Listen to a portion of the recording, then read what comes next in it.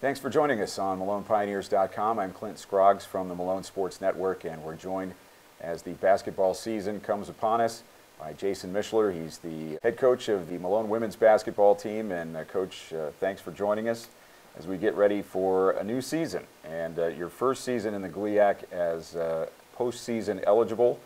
I don't know if that made anything different for you coming into the season this year, but you've got something at the end of the rainbow, I guess. Yeah, we're excited. I mean, it doesn't really change our mindset or how we look at it, but we're certainly a good thing to kind of shoot for.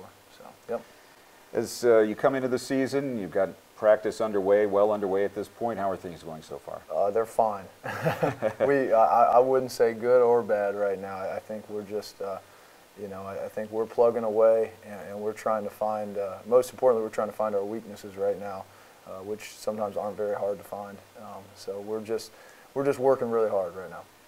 You got a lot of people coming back this year. Who are some of the people you're going to be leaning on this year? Oh, I mean, we're going to, all of our returners, we think our goal is for them to improve, and that's the way we look at our team. And so, we're going to count on a lot of the same kids.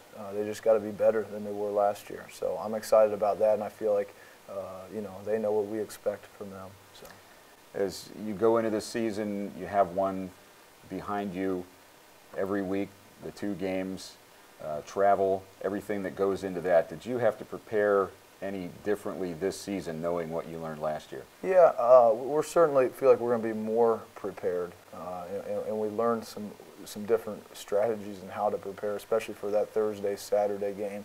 A couple of those early season trips where you're on the road for 3 or 4 days. So we've built some of that stuff into our practice and into some of our preseason conditioning, just to kind of prepare as much mentally for being in those situations that we saw ourselves in last year. Did you find last year that your team had any doubts about their ability to compete at this level, and when they overcame those? I don't know. I mean, for us, we just try to focus on so much of what we're doing. I know there's a lot of people within the league and even here at Malone that had some of those doubts, and hopefully those doubts will probably still exist. But for us, we just focus on what we're trying to do, and from a coaching standpoint, I know if you just compete really hard, you're going to have a chance in any league, anytime. So. At the beginning of the season, do you think maybe you snuck up on some people and then had to maybe raise your game a little as you went on? Yeah, I don't know. I think these coaches in this league are way too good to say you snuck up on somebody, and the players are way too good. For us, I just think, I would hope that they prepared a little bit more for us or a little bit differently for us towards the end of the year. But I think these coaches do a great job of just taking it game by game, because if you don't, you're going to get beat. What was the toughest thing that you found as you went through the season last year, or something you learned about the league? Oh, man, by far, one of the things for me was the media timeouts. That's just not, for me, that's a different part of the game.